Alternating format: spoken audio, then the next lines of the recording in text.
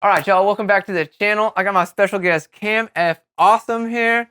And Cam and I, dude, when did we start filming together? I probably 2020 Yeah, right after COVID, right? right before COVID. Right before. Because what we recorded is I had a course to teach people how to speak at schools. Uh-huh. And I'm like, there's 140,000 schools in America.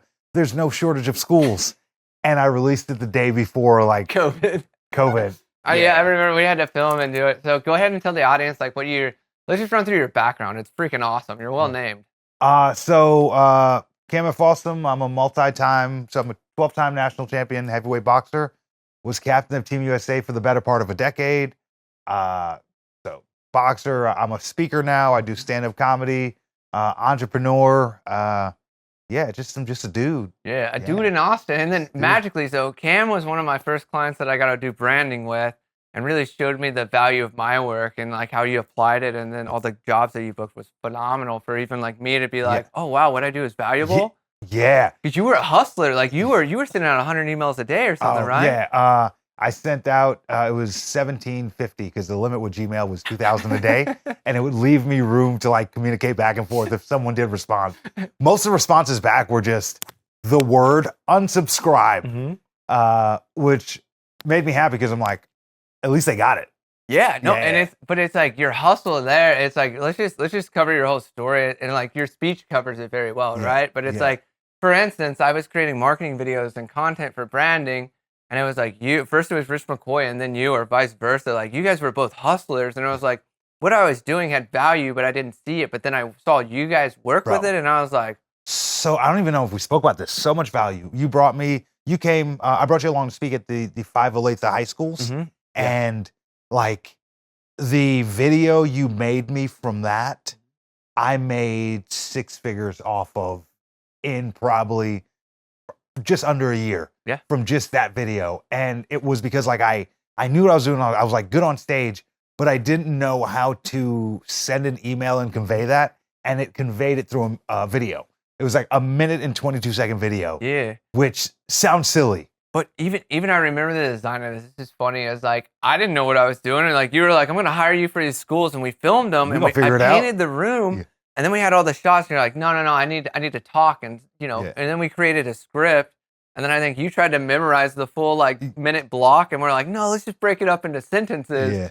And then that created the structure for everybody right behind it. Really? Yeah, and it was they would try to memorize, and I'm like, "No, let's do sentences." We got cuts. It's all about the energy and the vibe, and it was it's so funny how we went so blind into that, and it worked well for you. It worked well for me, and then it created my SOP for the rest of the people that followed it, and it worked out well for you. Yeah, and it's so easy to look at the things that worked out, but I'm sure there's a bunch of things you did that didn't work out. Oh no, 100%. Yeah. I mean, well, that's both our stories. It's even when I'm hearing you speak on stage, the speech I've heard, probably 20 times now, and it's I know where to be. But the coolest part is we both have this path of we don't know where we're going, but there's almost this bug in us where we're I'm going to figure it out. And if I fail the first time, I'm not failing again. But if I fail again, I'm going to keep going until I get it. Yeah. I think it's having dreamers. And I think the cool thing about Austin, being in Austin, and actually even the community Spencer's got going on over there is just dreamers. And people who are just taking risk. And it's cool to see people, because everyone's kind of honest. So you get to see people take risk, and you get to see people who are killing it, and people who aren't killing it, and then people who are trying to kill it, and people who used to be killing it and aren't killing it anymore. And then you see there's so many different places you can fall into, and it's okay, just learn from other people's mistakes. Yeah, and even with that too, it's everybody there is a hustler. So it's you turn to your right and your left, and it's all problems are solved if you can ask a question. Yeah. And then like you said, it's such a non-pressure but a good pressure container, because it's if you're not getting wins, you're in a fantasy world, which is the difference. Spencer really teaches fantasy is dreaming it and not acting on it. Yeah. Executing it is dreaming it and planning it out and doing it step by step. Yeah, it's the execution part, and it's you got to try a whole bunch of things, and most things aren't going to work, but shooters got to shoot. Yeah, and I mean that's your story even in an essence too. It's summarize your 45-minute speech is what happened in your life, because I think we're both golden boys for the universe of here was the plan, but here's what happened. But what happened really is better than what could have happened. Yeah. I think all it is, like, you just keep going. Yeah. And most parts, like, because I do share my story on stages, and it's like, it's cool. Like, I lived in my van, I travel around, but it's like, I cried in that van so much. Yeah. Well, even your story is like, you got the van, you went on the trip, you hit black ice right away, and you totaled it right out the gates 45 minutes in, right? Yeah. And it's like, who keeps going in that scenario? You. Wow. Yeah. Well, and I think everyone you see, like, that's still here just kept going. Mm-hmm. So. Yeah. Which is cool. And then it's like, even where you're at now, it's like you're doing speaking and then schools, but even out of schools now and going up to like corporate level stuff. I stepped away from schools. Last year was kind of my last year kind of dabbling with schools, even though I've done 2 already this year. But the thing is, like, I love sharing my story. I love speaking to adults, but like, if you pivot a 14-year-old 1%, by the time they're 30, you change their life. Yeah. You pivot a 30-year-old 1%, it makes a difference, but not as on a grand scale. So I'm still in a point where I can make an impact on youth. And I'm at the age where I'm not the yo kids guy yet. I'm still like relevant. So, but right now I'm kind of focusing on corporate, and things have been going well there. Learning a lot about the game, and it's cool to see. It's cool to kind of see you can make a career out of it. Did you ever think you'd be doing what you're doing now based on your background? Because I think that's like it's as a personal brand and how you're niched down, like, it's such a niche. Nobody can step in and take the awesome talks route now, right? Yeah. It's like, that's your space and you're irreplaceable in it. Yeah. But it's like 10 years ago, did you even think you'd be doing what you're doing? Was that the plan? Yeah, actually, literally July 4th, 2016 is when I decided I was going to go balls deep into speaking. Yeah. So I won the Olympic trials in 2016, but I had to win an international competition, and I lost in Argentina on July 4th, 2016. Like, I made a tweet, and it's still up there now. It was like, lost my Olympic run, lost my fight today. My Olympic run's over. Time to reinvent myself, see what's next for me. It may not be boxing, which I knew was going to be speaking. I knew this was the path I was going to take. Yeah. That day, I was like, okay, nothing. And so I made that post July 4th, 2016. July 4th, 2017, I woke up, I checked Facebook memories. I love it was like, you said you were going to make these changes a year ago. And I took a look at my life. All I had was the van. Mm-hmm. And I had no insurance on the van. I can afford to put insurance. I had no air conditioning. And I was like, I got in my van. I was like, I'm just going to, because I didn't have AC. So I was like, if I drive north, it'll be colder. That was my logic. And I said I was going to drive out of Kansas City and then figure it out. Like, complete impulse. I just packed my stuff up, and then I made it to Des Moines, Iowa, pulled up to Chipotle, because then I was going to, like, take my phone out and figure it out. And Chipotle's closed on 4th of July. Also, I ended up making it to Sarnia, Toronto. It's like up by Sarnia, Canada. Mm-hmm. I was up by Toronto. And it was like still 100 degrees. It was hot. It was very hot up there. I don't know what brought. I ended up in Canada. Yeah. And then you're like, all right, wrong direction. Come on back. Yeah, I eventually made it back, and I got air conditioning after a year. That's good. Yeah. And it's like, even the humor people are hearing, like, you even do comedy as a stand-up, right? Like, it's like, look how you've been able to mold yourself from these impulsive decisions. What other call impulsive? I do the same. To, like, if I don't know what to do, I do something. And I can immediately tell when it's right and wrong, and it redirects me to where I'm going. Yeah. I think people are afraid to kind of take action because they might mess up. Mm-hmm. Or it's like wasted time, wasted effort. And it's like, I don't think anything in my life, I want to hear your opinion, but I don't think anything in my life has ever been wasted. It almost like surprises me how good I am at stumbling into stuff that is really successful for me. And it's like, most people plan. I literally do what I love every day.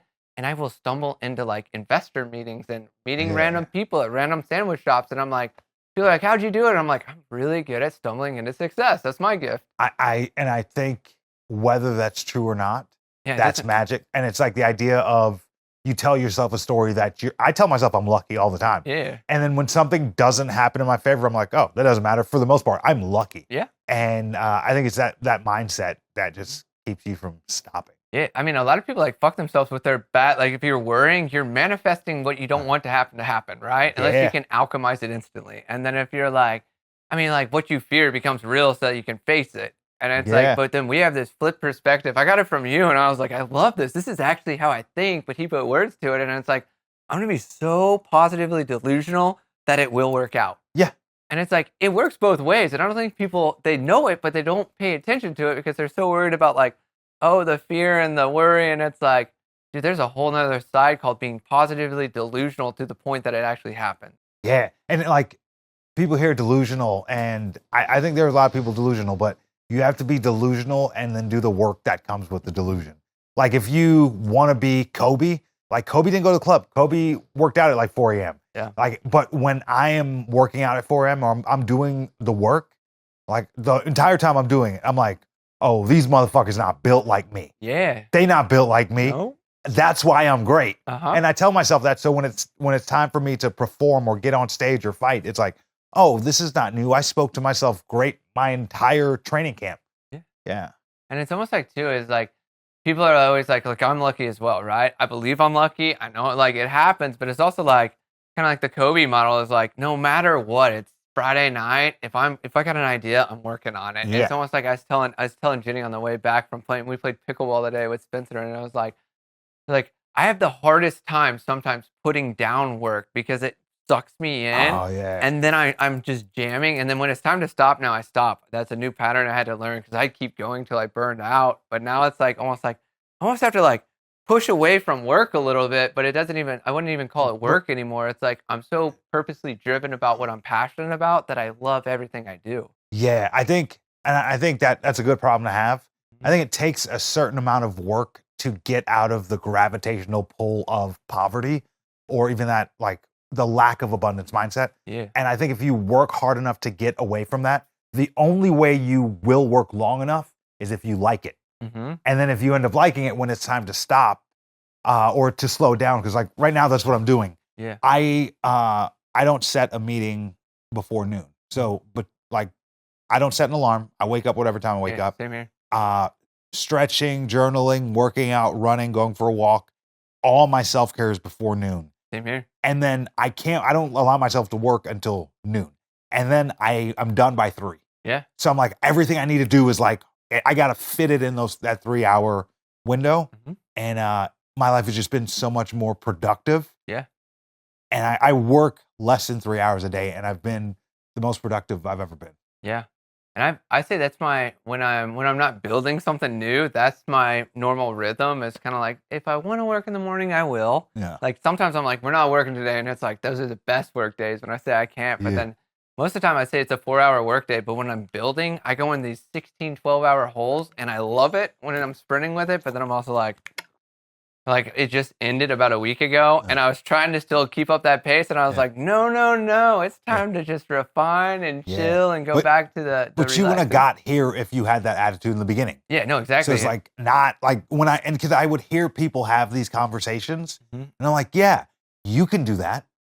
I'm still in hustle mode. I'm still in grind mode, and I'm still figuring out how to not be the hustler grind dude anymore, because also like I love chaos. Yeah. I thrive in chaos. Yep, same here. And like my life is peaceful, and my nervous system is trying to catch up to it. Yeah, that's like the coolest feeling ever. I think one of the entrepreneur wounds that people talk about is like they get stuck in hustle culture, and they make their $1 million exit, or they're worth 100 million, and they're like they can't stop. And that's like being able to stop when you're successful is like a superpower, because it's all about balancing, I believe, at that point. Because it's like we can only build so much stuff, but when you can find what you love and apply that, like Tony Robbins talked with Hermosi about, like, you don't have to go to the moon to have a moonshot. You can figure out how to get food into a country that won't let it in. Like, that's a moonshot. It's like finding different ways or moonshots to create chaos in your life, to build something and a purpose is important. Yeah. I'm gonna avoid bringing more chaos into my life, because I'm like, when I get too bored, I'm like, let's see what I can make happen. Yeah, I used to invite in chaos on accident when I'm very creative, and when I didn't create, I would get creative with the problems in my life and make them even worse. And I do the same with adventure. If I can't adventure, then I'm like, let's slam an energy drink. At least you got the adrenaline filling. Yeah. Then I'm like, that's unhealthy. And I'm like, what adventure can I do around Austin? Lately, it's been playing pickleball. You know, like let's learn a new sport. Next, it might be a language, but there's all these adventures I can go on to like keep, or the chaos to keep it out of my life, to reinvent it in a new way. Yeah. I was thinking about that, even like the idea of like 10 years ago. I was talking to my buddy Paul Long, and like in 2016, when I came back, we would like shoot videos in auditoriums that had no one in it, try to edit laughter and all that. And now like we're both doing well in the speaking world. And I spoke to him today. We had a real long conversation, some years, but I'm like, oh, it's been 10 years. And I'm so grateful that like I did the van thing, that I kept going, that like I had gigs where you get back to your car and you're like, wow, what am I doing with my life? Yeah. And like 10 years later, I'm like, so grateful I did those things, because now it's a flex that I'm so comfortable on stage. Cool. I'm 37 now. When I'm 47, what am I going to be grateful for that I'm doing right now that I don't necessarily want to do? Yeah. Because I'm getting soft, I feel like, because there's nothing I'm out of survival mode. Yeah. Which is the hardest test then, though, right? Yeah. Because it's like when you're out of survival mode and that was pushing you, and it's like, or it's like Robbins even said too, are you pulling or being pushed? Because it's easier to be pushed than it is or it's easier to pull yourself than it is to push yourself. Yeah. Well, I thought I was this like dedicated athlete who valued fitness. I was just afraid to get beat up. Yeah. And now that I'm not fighting, I'm like, why would I work out? Like when I see someone like running in like 30-degree weather at 6 a.m., I'm like, yeah, what are you doing? Who are you training to fight? Yeah. But like, nah, now I'm trying to like, one of the things I'm doing now is just, I spend time in the gym, whether it's just kind of like just chilling in the sauna, hanging out. I just try to be out of the house, because working from home, dangerous. We lost a lot of fun people working from home, because then you get home, you get comfortable in your house, and then you get groceries delivered, and then you kind of have this anxiety about leaving your house, and then you don't have any community, you don't have any water cooler talk, and you become reclusive. That was me before I moved to Austin, and it was like too, it was like a deep healing phase, and I knew I was in it, and I was like, I know all my wounds are open. We're not trying to close them. We're trying to heal them so we don't have to deal with this shit again. But it was also like, dude, when I moved to Austin, getting out and about was so hard for a month, because I was so reclusive, but I was so excited to meet people here. Yeah.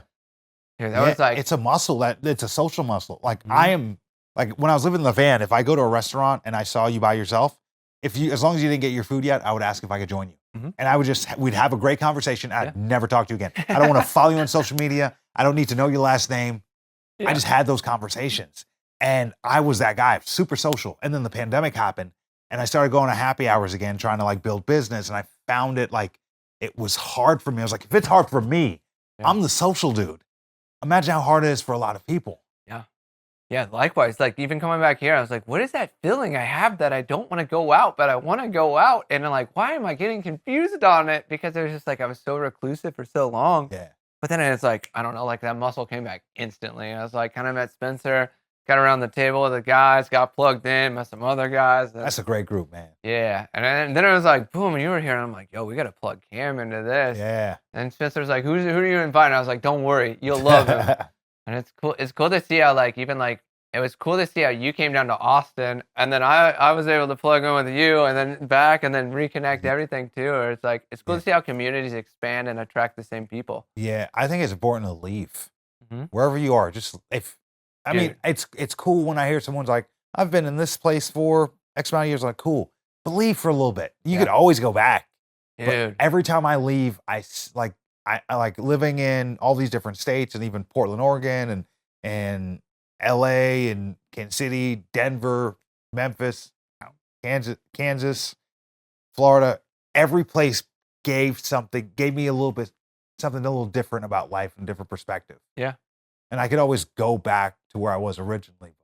Man, it's enlightening. That's what I wish. Even I had a chance to move to Austin 2 years ago, and I didn't take it because I was in a relationship. Next year I was in one, and then after that I was like, I sat with Aya and I was like, you're moving to Austin. I was like, no more relationships till we move. And it was like, I wish I would have moved earlier, but it's so hard. Like I grew up on the Kansas side, moved to the Missouri side, so 2 states, but literally the same place, right? Yeah. And then when it came time to move to Austin, I was like, I know I want to move there, but I'm kind of afraid. I don't know, how do you do this? It's like scary. I can't plan. Yeah. But then it magically all worked out for me, and I was like, damn, we should have done this 10 years ago. Like right after I go to college, I should have just like moved to the middle area, like, you know, East Asia or something dope like that. Yeah. I mean, that if speaking kind of holds me down here in the US, I love my career. But I want to start taking some kind of like backpacking trips. Yeah. Because no kids, I have the free time. I'm like, let's live. Yeah, get in your adventure mode. Like you're working on a book right now too, aren't you? Or Yeah. you finish it? So I finished my book, and right now I put that on pause because I guess I'm still working on the book. It's just figuring out exactly what it's going to be and how to connect my message with the audience. Mhm. So in the corporate world, I'm doing a lot of different gigs and in front of a lot of different audiences, and I'm realizing different parts of my message resonate with different people. Exactly. And I'm like, okay, the more I speak, the more information I have for what would be able to go in the book. Mhm. Yeah. And I was gonna say too, I was feeling that for you. Is like when I travel, it's insane to see how, like even moving to Austin, my video editing style is way different. Really? And it's like in Guatemala, I was capturing way different. And it's like each place has this like magical energy to it to me. Yeah. And it's fun to travel to create with it. And even like something I'm doing it as an offer is like I'm offering the same thing I am here in Austin, but it's like, let's go out to Bali for a month because it's like, if somebody wants their life to be rearranged, it's like, let's go to the opposite side of the world that's 13 hours ahead of the US where people can't contact you. And like, let's create in paradise your dream life where nobody in your past life can talk to you and like rewire the old stuff. And it's like helping on like books and creative stuff. Like traveling will just blow open a new perspective or a new idea when you travel, I feel like. Yeah, that was one of the benefits for me moving. Like, every time I've moved, I decided to be a different person. Where I'm just like, okay, I don't drink no more. I don't drink anymore. I'm more punctual. Whatever the thing is, I refine myself every time, and it's so hard for us to change because we fall into patterns when we run into our old friends. Yep. No, exactly. And if you just find new people, you could just consciously create new patterns. Yeah. And then it's easier for you to become that person that you created. Yeah. Well, even here too, like good example is like Oscar. He's been on this podcast. You've met him Yeah. at Spencer's? Yeah. Like I hung out with him and I stopped drinking after hanging out with him 3 times. First time we went and hung out and I'm like, we got some fried chicken at Lucy's. It's incredible. And I was like, I need a beer. And he's like, I'm not drinking. I'm like, this will be the last time I drink in front of you. And then went out with some of his friends and I'm like, oh, maybe they drink. Went to buy him a pitcher. They're like, no, we don't drink. And I was like, well, it's very obvious that I need to stop drinking now. So I stopped drinking that night. And it's like, even in Austin, it's been like the people around here don't drink as much. So I'm less, what is the word? Not even peer pressure, but it's like, I'm not thinking, well, I'm not even seeing it or out of mind. Yeah. And now it's like, all my friends in KC were drinking and, everything else. And it was like, it was socially acceptable there because there's nothing else to do. But here it's like, dude, we have so much fun stuff to do. It's like, I don't want to be drunk. I want to be doing as much as I can with every ounce of energy. Yeah. And it's cool to see how the influence of the city kind of changes who you are. But then even like coming here, like, I'm weird as shit, right? And then it's like I come here and I'm like, oh, my people, I can be go to myself. Portland. Yeah. Go to Portland. I love that was That's I a weird love city. I love odd people. Yeah. And it's just I don't know, because I just feel you're less judged around odd people. Yeah. Yeah. Yeah, no, I feel that the whole even like I know I'll be moving to Seattle at one point and it's like Seattle's a little weird too in its own way. That was the downside of the Northwest is I don't like clouds. I thought seasonal depression was BS. And then I was like 6 months into it, I was like, why am I so sad? Yeah. And then I saw the sun. Like one day the sun came out, I was like, oh, I'm happy again. I was like, oh yeah, I wouldn't want to, I'll spend a weekend there, but. Yeah. So with everything we've talked about today, if we eclectically pull a life lesson from everything you've talked about and kind of shared, what's one life lesson you can share? We got about 5 minutes left. Oh, I'm big on goals. It helps guide me on where to go in life. I'm big on goals. And one of the things that I do is I look at people to see what I should be doing and what I shouldn't be doing. And I, from a very early age, defined what a loser was. And everyone's definition of a loser is different. Yep. And I started to look at my life and realize I was being a loser. And if you define a loser, you know what not to be. Yep. And no shade, but when you see other people who are doing loser activities, like one of the things for me is when I looked at my life and I felt like I was being a loser is when I was drinking. Because then you wake up in the morning, you send your apology text, you try to put your night together through pictures and text messages from your phone. And I was like, I'm a loser. And I changed some things about my life. So one of the things I would say is like define who you want to be. And I didn't allow society to give me my definition, or people tell me, oh, you look like this, you're supposed to do this, or you're an athlete, you're supposed to do that. I'm like, no, I do whatever I want. Yeah. Because if everything sucks eventually, have your dream job, there's gonna be parts of it that suck. Yeah, it's So like you might as syndrome. but you might as well do something you enjoy doing. Yeah. And it shouldn't be based off money, because eventually hedonistic happiness shows up. And if you make double the money you're making now, you're just going to fill that gap with more stuff and just end up in the same place with more responsibility. Yep. So how do you write your goals, or what are your how specific are your goals for anybody watching? Like, so are they broad? Are they very, like, when I create a goal, I'm like, on this date at this, or by this date at this time, I'm gonna do X, Y, Z. Like, they're star based. They're very specific, timely, actionable, and measurable. I've had a goal since I was probably about 14 at the age of 40. Oh, wow. I have a financial goal for the amount of money I want to make through the course of 365 days of my 40th birthday. Huh. And since a child, that's always been my North Star. Talking recently, I realized I never thought about life at 41. Yeah. So yeah, you're almost reinventing the life after 41, because it's been like, that's even cool. It's like, I love you said that too. It's like a North Star, because it's like, I love the concept of figure out where you're going, don't move the anchor, put it in the ground, and then have fun with how you navigate it. Yeah. It's like, you're not changing, you're not shifting, because if you shift, you're endlessly moving that anchor. But it's like, if you anchor it and then you're like, I don't care what happens next, but I'm following that North Star. That's the fun adventure. To me, that's the modern day alchemist, right? Yeah. It's like, I don't know what's gonna happen. There's the destination. That's not what is important. It's like, let's have fun getting there. Yeah. And then, like, tell the story of how you got there, and then share the wisdom with the people. Yeah. And then when I get there, it's going to look like it was a plan the whole time. But like, if you look at the stock market in just the course of a month, it looks like it's going down. But over the course of 100 years, it's always gone up. Yeah. And that's how life is. Just ebbs and flows. Yeah. Waves come high, low tide, high tide, low tide. Yeah. So if you had to guess, what are you gonna do 41 plus? So my thing is, I always wanted to retire at 41. Cool. I wanted to make that hard push to my age of 40 and not. And when I say retire, I'll never stop working, because I realize, like, first of all, I've seen people retire and then they die immediately when they stop. I just don't want to be influenced by money. Yeah. Right now, I have very big financial goals. I care about money. I value money, because money is directly tied to freedom. Yeah. And I think after that 40th birthday, I'll have all the freedom I want. And then I do everything based off of just wants and not based off financial. Yeah. And even like, we got enough time for this. It's like, freedom is a great catalyst that it can suck you in, right? Like, if you have too much freedom, I did that. That's worse than being too busy. Yeah. And then, at least in my reality, but then it's like, when you have no stress, free time, you're doing what you love, you still have purpose, like, the greatest gifts kind of land if you're open to them rather than forcing it, right? That's when you can be in your greatest creative space. Yeah. And I think now that I've given myself some breathing room in life, and it's allowed me to be more creative and weirdly more kind. Because before it's like, fuck you, I got to get this. Yeah. And now I'm just like, I don't need every win. And if I can help somebody else win instead of me, I don't need anything. Yep.